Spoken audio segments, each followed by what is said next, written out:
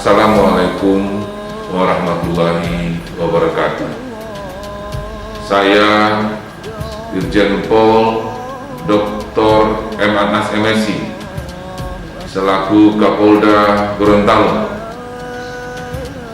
beserta staf dan Bayangkari dan seluruh keluarga besar Polda Gorontalo mengucapkan selamat Hari Raya Idul Adha 1441 Hijriah.